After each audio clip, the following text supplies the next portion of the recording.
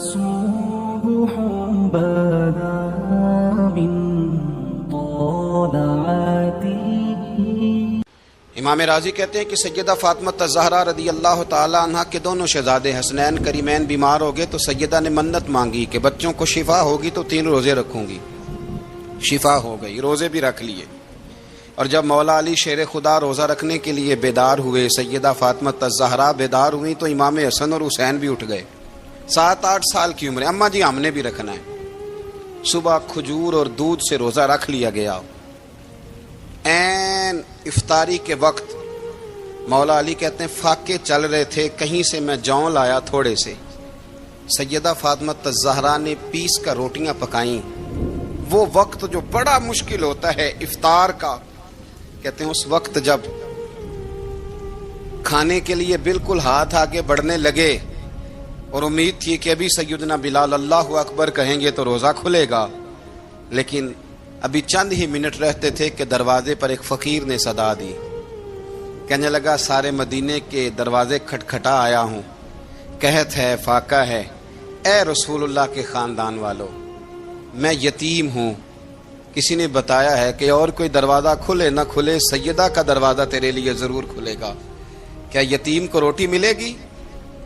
تو حضرت مولا علی نے بچوں کی طرف دیکھا ہی تھا کہ امام حسن ساری روٹیاں جا کے دروازے پہ دے آئے. کھجور اور پانی سے افطار ہو گیا.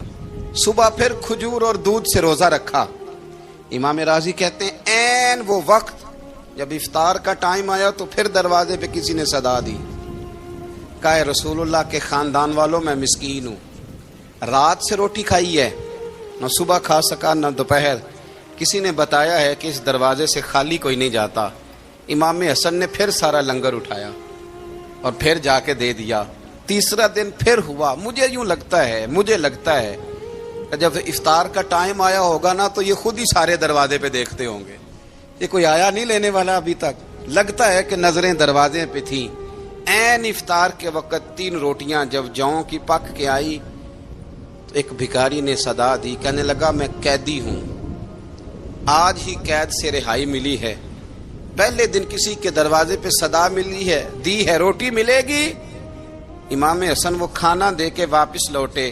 کھجور اور پانی سے افطار ہوا اور جیسے ہی مسجد نبوی میں تینوں باپ بیٹا نماز پڑھنے گئے تو مولا علی کہتے مجھے بتانا نہیں پڑا.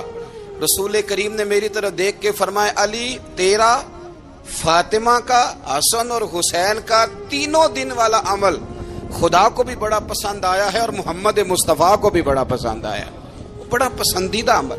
میں کہتا ہوں کہ حضرت فاطمہ نے نا ان کی تربیت پہلے ہی کر دی تھی 3 دن بغیر افطار کے روزہ رکھنے کی. وہ ٹریننگ گھر سے ہو چکی تھی. اب میدان کربلا میں 3 دن بھوکا پیاسا رہنا ان کے لیے مشکل نہیں تھا. حضرت جناب سیدہ زینب بنت ابی رافع کہتی ہیں کہ سیدہ فاطمہ الزہرا ایک دن اپنے دونوں شہزادوں کو لے کے، جب حضور کی طبیعت مبارک بظاہر علیل تھی جس میں حضور کا وصال ہوا، دونوں شہزادے لے کے سیدہ فاطمہ نبی کریم کی بارگاہ میں گئی. کہنے لگی یا رسول اللہ میرے بچوں کو کچھ دیجئے. سیدہ پاک تو حضور اٹھ کے بیٹھ گئے. اس کندھے سے امام حسن کو لگایا اور اس سے امام حسین کو لگایا اور فرمایا فاطمہ یہ جو میرا حسن ہے نا اس کو میں اپنی ہیبت اور سرداری دیتا ہوں، اور فرمایا یہ جو میرا حسین ہے نا حسین کو میں اپنی جرت اور سخاوت دیتا ہوں. میرا حسین جرت مند ہوگا اور سخی ہوگا.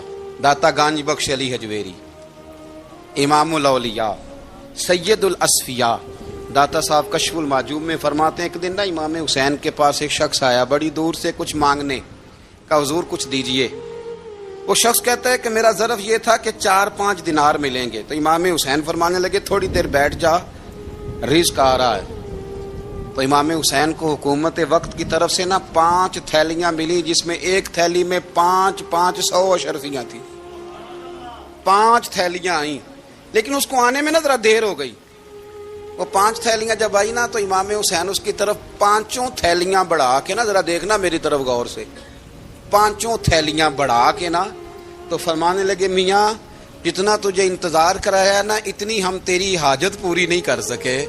تو یہ نہ محسوس کرنا کہ حسین کے دروازے پہ بیٹھا بھی رہا ہوں تو ملا کیا ہے. یہ نہ محسوس کرنا. وہ شخص کہتا ہے جب میں نے وہ تھیلیاں کھولی اور پھر میری نظر امام حسین